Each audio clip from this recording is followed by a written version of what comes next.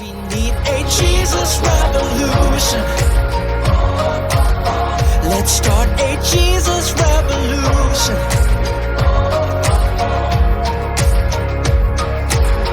Lord, let it. Shalom kepada teman-temanku yang ada di seluruh Indonesia, kepada jemaat GBP Taman Firdaus dimanapun engkau berada. Selamat bertemu kembali. Saya harap semua dalam keadaan sehat walafiat. Semua dalam penyertaan Tuhan. Pada saat ini saya mau sharing mengenai firman Tuhan. Judulnya adalah cara Tuhan memberkati orang yang dikasihi. Cara Tuhan, unik cara Tuhan untuk memberkati orang yang dikasihinya. Terambil dari Kejadian 13 ayat 1 sampai 18 mengenai Lot dan Abram berpisah. Ceritanya adalah begini. Mereka tinggal di negeri Haran. Ternyata ada kelaparan. Luar biasa hebatnya. Sehingga Abram dengan Sarai dan semua ternak-ternaknya dibawa. Dan juga bukan itu aja. Lot juga dengan keluarganya, dengan ternak-ternaknya, dibawa semuanya. Mereka berangkat. Mereka berangkat ke tanah Negeb. Dengan kekayaan yang luar biasa. Dulu kekayaannya itu bukan mobil, bukan rumah, bukan harta, bukan emas, bukan perak. Tetapi hartanya itu semua ternak-ternak. Kambing, domba, lembu, sapi, unta, keledai. Itulah yang dibawa. Tapi uniknya, kenapa Abram begitu kaya? Ada ceritanya juga. Tuhan memberkati Abram dengan cara Tuhan sendiri. Waktu Abram mau keluar dari Haran ke Mesir, dia berbicara dengan Sarai, istrinya. Sarai, kamu ini paras cantik. Pasti kalau aku masuk ke Mesir, aku dibunuh. Dan kamu hidup dengan mereka. Kalau bisa, kita masuk ke Mesir, katakan saja, aku ini kakakmu, kamu adik aku. Kata Sarai, oke, mereka masuk saja ke Mesir. Ternyata benar saudara.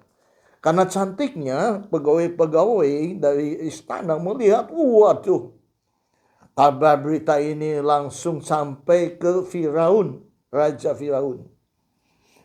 Raja Firaun mendengar bahwa itu kakak beradik. Dia undang Abraham datang. Abraham datang untuk ke istananya, diundang. Dia ingin baik-baikan karena dia menginginkan Sarai menjadi istrinya. Apa yang dikasihnya? Dia dikasihkan kambing, domba, lembu, sapi, keledai jantan, keledai betina, unta. Bukan aja itu yang dikasihkan. Budak-budak perempuan, budak-budak laki-laki, semua dikasihkan kepada Aram. Tetapi pada besoknya malam ternyata Tuhan mengutuki Firaun bahwa itu adalah istrinya dari Abram. Dengan itu Firaun memanggil kepada Abram. Akhirnya mereka suruh pergi. Tetapi yang uniknya mereka pergi, Abram dengan Sarai pergi meninggalkan istana dengan membawa semua binatang-binatang ternak-ternak yang dihadiahkan kepada Abram itu dibawa semuanya. Jadi Abram makin kaya, jadi tanahnya banyak sekali.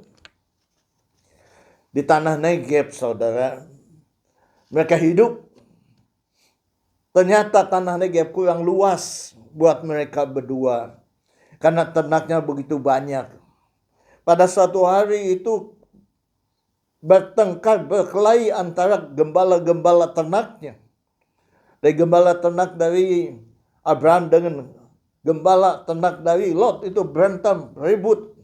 Soal air ribut, soal makanan ribut, soal tempat ribut. Di situ. Keributan itu terjadi, saudara. Tapi Abraham lebih hebat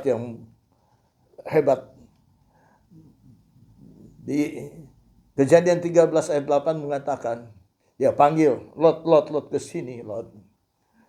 Kita jangan bertengkar aku dengan engkau. Kita ini masih kerabat.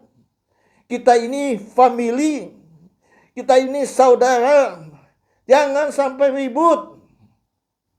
Ribut malu, saudara. Tapi zaman sekarang, saudara, karena uang ribut, saudara. Kakak beradik bisa bunuh-bunuhan, saudara. Teman bisa bunuh-bunuhan, saudara. Zaman sekarang itu terjadi, saudara.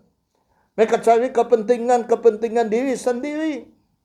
Mereka tidak mempedulikan orang lain. Ternyata di Alkitab tercatat juga keributan-keributan. Kalau kita bersama bau, jauh wangi, saudara. Maka yang dekat ini bau, saudara. Siapa yang ribut, saudara? Yakub dengan Esau ribut, saudara. Mengenai apa? Mengenai kacang merah, saudara. Ditukar dengan kesulungan oleh Yakub. Esau menyerahkan hak kesulungannya. Ternyata dia sadar berkatnya semua untuk Yakub. Dia bilang, saya akan membunuh Yakub. Ribut nggak? Ribut, saudara. Dia lari ke mana? Yakub lari ke rumahnya Laban. Tempat Laban, saudara, dia kerja 7 tahun karena dia menginginkan anaknya Laban yang namanya Rahel. Karena Rahel cantik. Laban katakan, kerjalah 7 tahun. Kamu boleh mendapatkan anakku Rahel. Setelah 7 tahun, saudara, yang dikasihkan bukan Rahel, tetapi kakaknya. Laban membuat cerita atau memang adat istiadat dari sana bahwa yang tertua tidak boleh dilangkahi sama yang muda. Jadi mau tidak mau, dia katakan, dalam 1 minggu aku berikan Rahel kepadamu asal engkau mau kerja lagi 7 tahun lagi, saudara.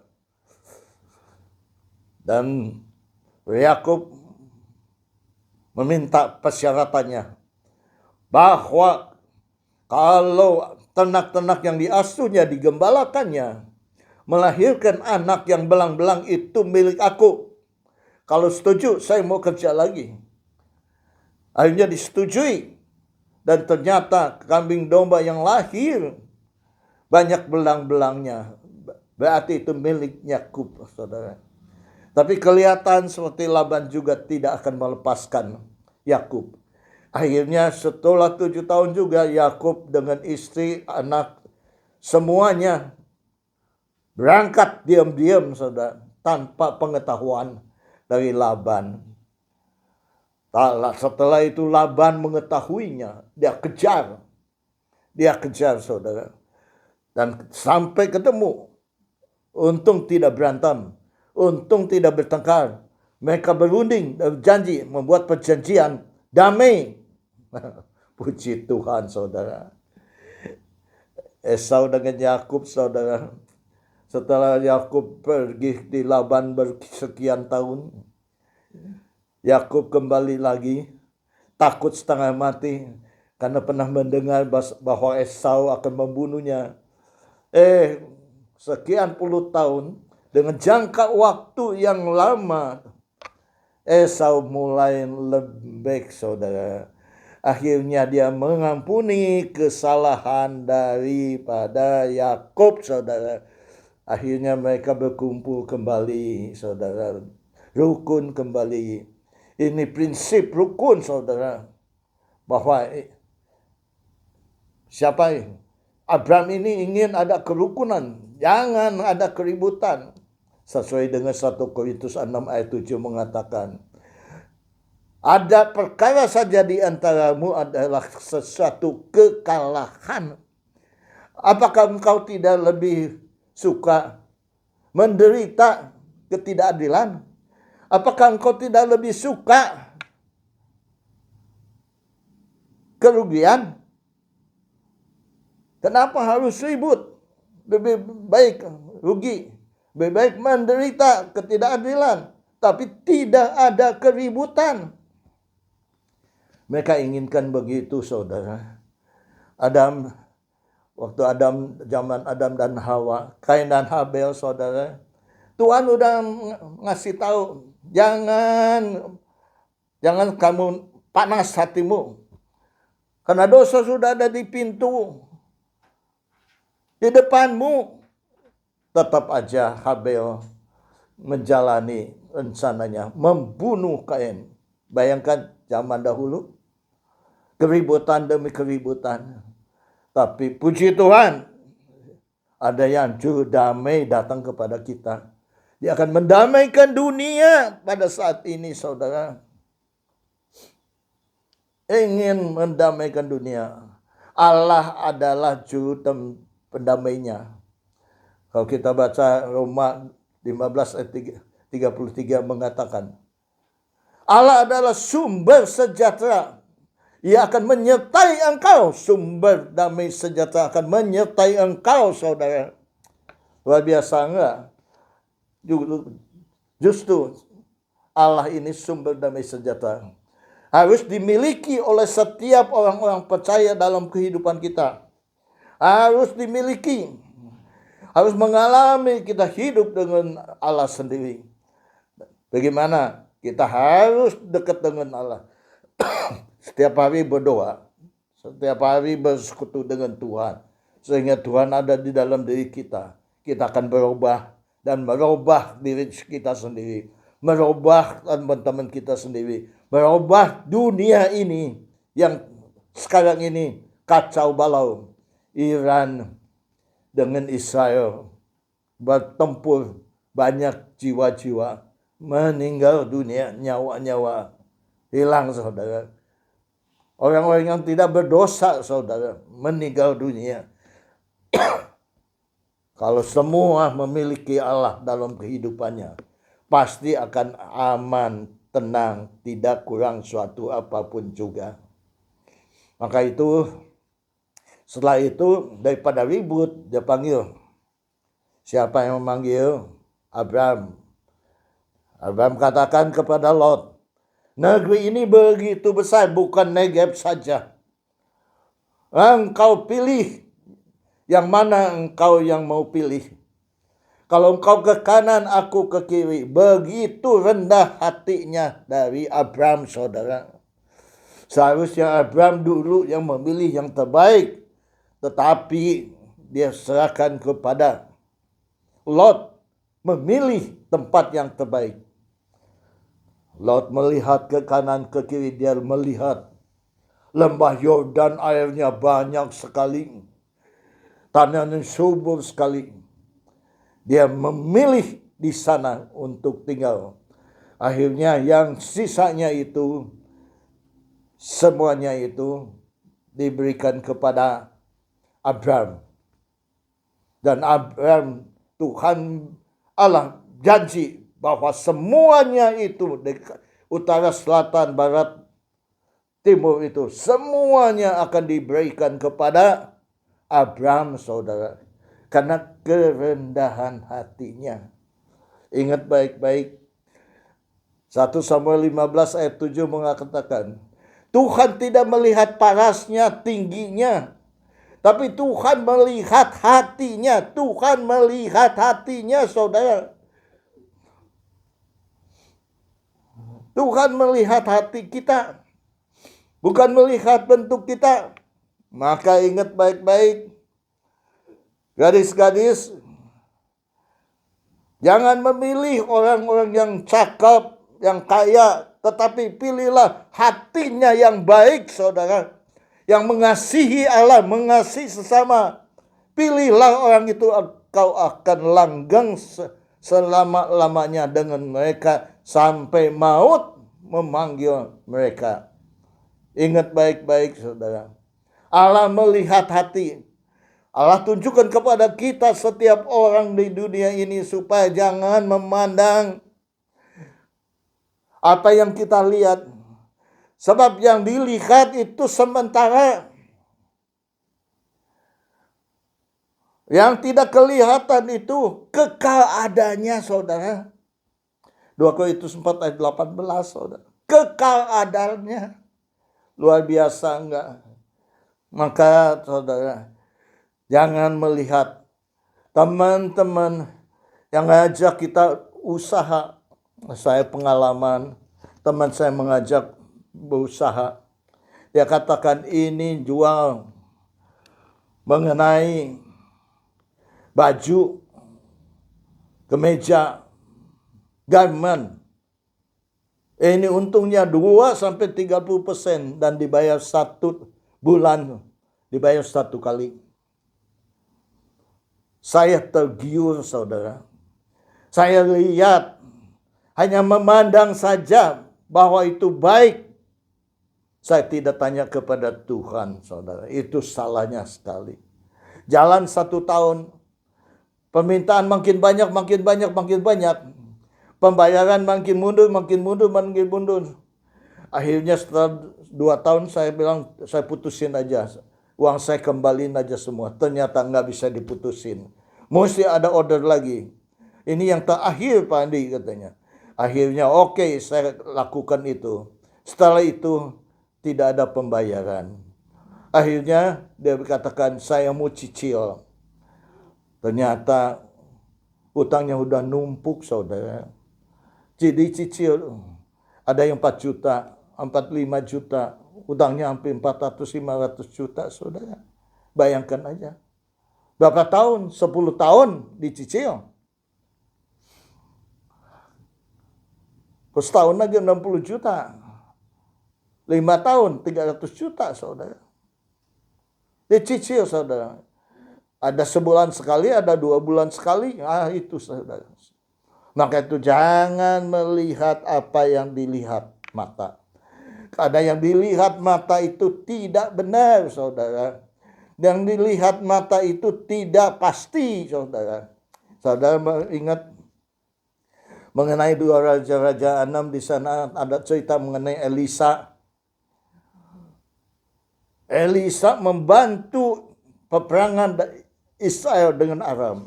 Bantu mereka. Waktu orang Aram akan menghadang di lembah, menghadang di gunung, Elisa memberitahukan kepada tentara Israel supaya jangan ke sana, jangan ke sini, jangan ke sana. Dia kasih tahu semuanya. Sehingga Raja Aram mamuk setengah mati. Dia katakan, siapa jadi pengkhianat di sini? Mereka bilang, tidak Tuhan. Kami tidak ada pengkhianat di antara kami. Cuman ada abdi Allah di Israel itu, yang namanya Elisa, yang memberitahukan segala tempat yang Tuhan hadang, Raja hadang di sana, dia kasih tahu sehingga dia tahu. Sehingga orang Israel, tentara Israel tidak ke sana.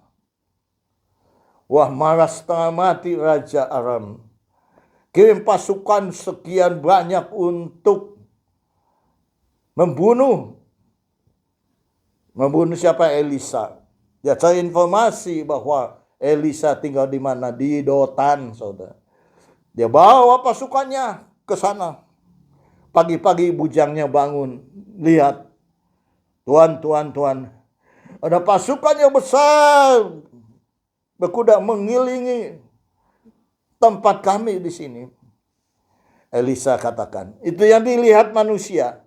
Tapi Elisa mengatakan, Tuhan, ceraikan mata rohani dari budaknya itu. Diceraikan mata rohaninya. Ternyata lebih banyak tentara malaikat Tuhan yang mengelilingi tempat itu, saudara. Apa yang dilihat, apa yang tidak dilihat. Saudara ingat, mengenai 5 roti 2 ikan. Dilihat, mungkin nggak untuk 5.000 orang? Nggak mungkin, saudara. 5 roti 2 ikan.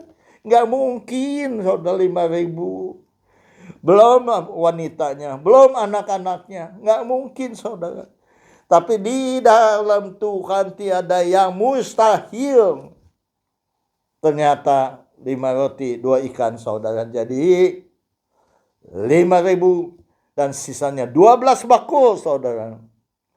Dan juga pada saat itu terjadi juga di tempat lain bahwa ada penduduk yang mengikuti Yesus juga, 4.000 orang. Yesus bilang, kasih makan. Ada berapa? 7 roti, beberapa ikan kecil. Dia katakan, berikan kepada aku. Dan berdoa dan dibagikan 7 roti, beberapa ikan kecil. Cukup untuk 4.000 orang. Lain istri dan lain anak-anaknya. Semuanya mencukupi, saudara. Hebat enggak? Hebat, saudara. Maka itu jangan kita melihat apa yang kita lihat. Lihatlah apa yang Tuhan lihat, saudara. Abraham rendah hati. Kenapa rendah hati, saudara? Orang yang rendah hati itu, saudara, bahwa dia mengutamakan orang lain. Filipi 2 ayat 3. Dia mengutamakan orang lain, itu rendah hati. Dia mengutamakan Lot lebih dulu dari yang lainnya. Itu rendah hati, saudara.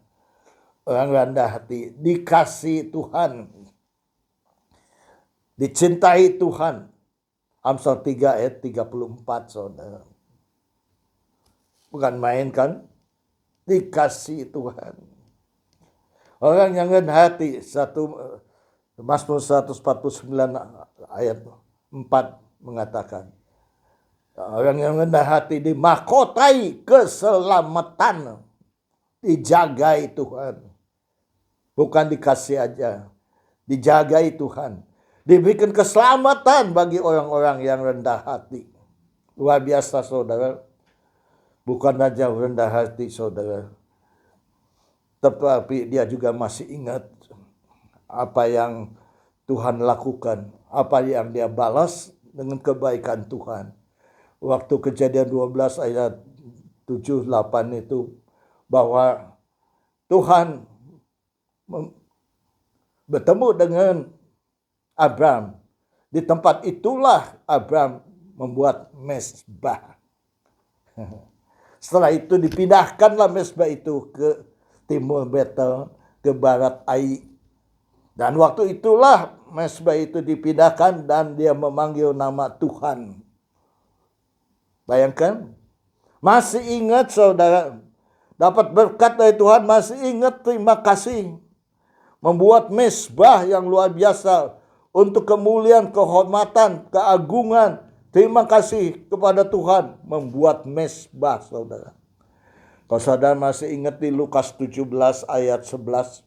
10 orang sakit kusta berteriak kepada Yesus, sembuhkan aku.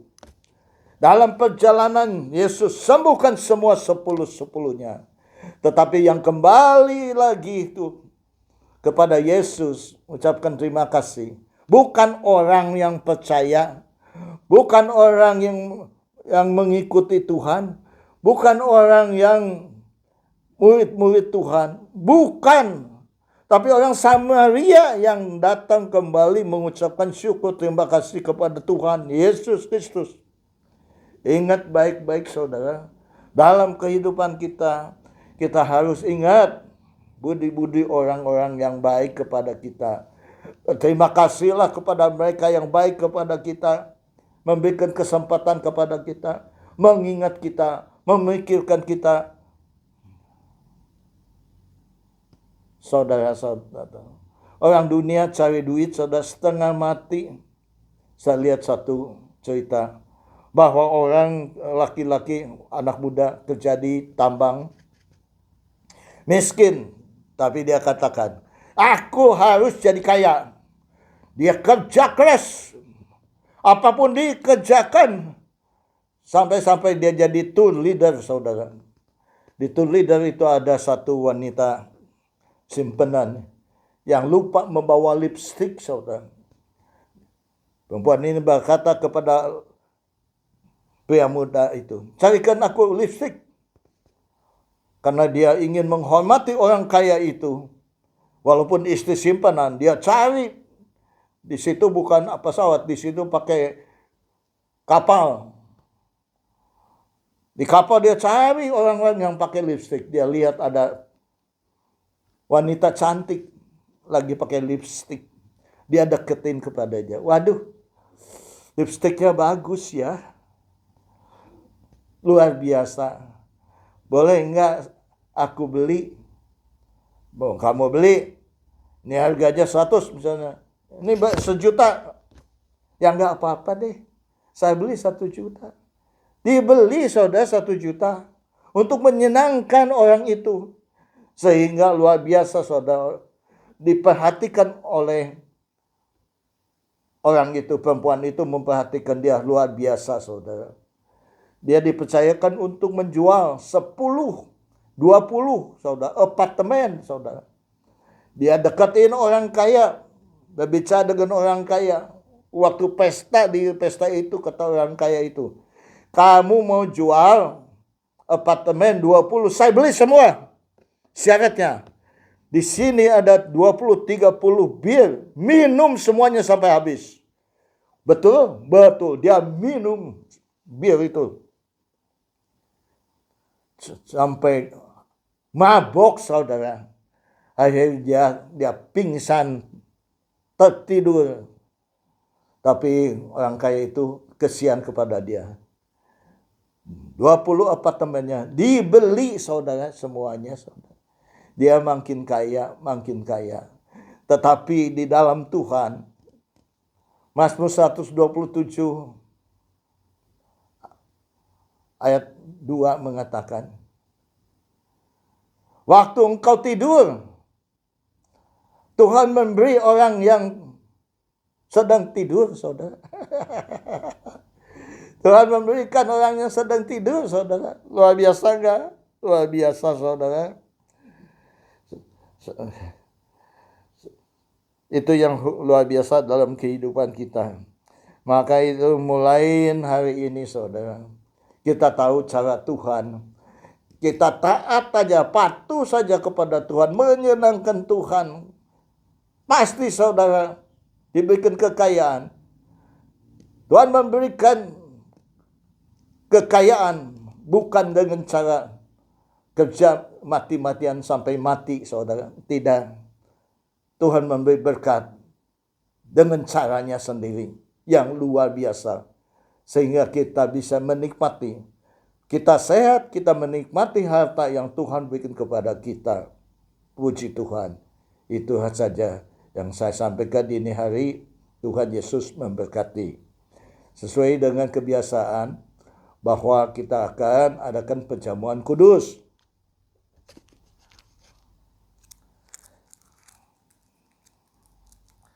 Persiapkan roti dan anggur.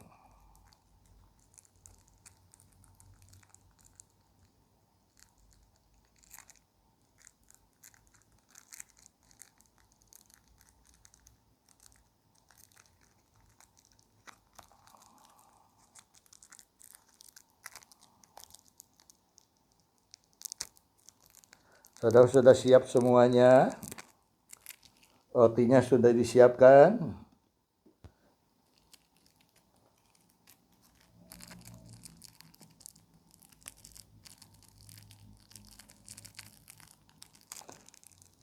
Angkatlah roti ini tinggi-tinggi, lebih tinggi dari kepala kita masing-masing. Sebab apa yang telah kuteruskan kepadamu, telah aku terima dari Tuhan, yaitu bahwa Tuhan Yesus pada malam waktu ia diserahkan mengambil roti. Dan sesudah itu yang mengucapkan syukur atasnya dan yang memecah-mecahkannya dan berkata, inilah tubuhku yang diserahkan bagi kamu, bagi kamu, bagi kamu, bagi kamu semuanya. Perbuatlah ini menjadi peringatan akan aku. Dalam nama Tuhan Yesus Kristus, mari kita bersama-sama memakannya.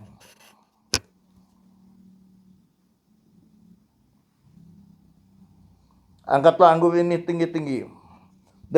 Demikian juga yang mengambil cawan sesudah makan, lalu berkata, cawan ini adalah perjanjian baru yang dimeteraikan oleh darahku sendiri. Perbuatlah ini setiap kali kamu makan dan minum ini menjadi peringatan akan aku. Dalam nama Tuhan Yesus, mari kita bersama-sama meminumnya. Ucapkanlah syukur dan terima kasih dengan bahasa kita masing-masing. Terima kasih Tuhan, Engkau baik, sungguh baik, amat baik. Kami ada sebagaimana kami ada karena kasih karunia anugerah yang Kau berikan kepada kami. Engkau memberikan berkat kepada kami, kehidupan kami dengan cara yang unik kepada kami. Pada saat ini kami akan berdoa juga untuk orang-orang yang perlu didoakan. Taruh tanganmu di dadamu dan saya akan berdoa. Bapa surgawi, Bapa yang kami kenal di dalam nama Tuhan Yesus. Mereka yang menaruh tangan di dada mereka, mereka ada masalah, tantangan, pergumulan dalam kehidupan mereka.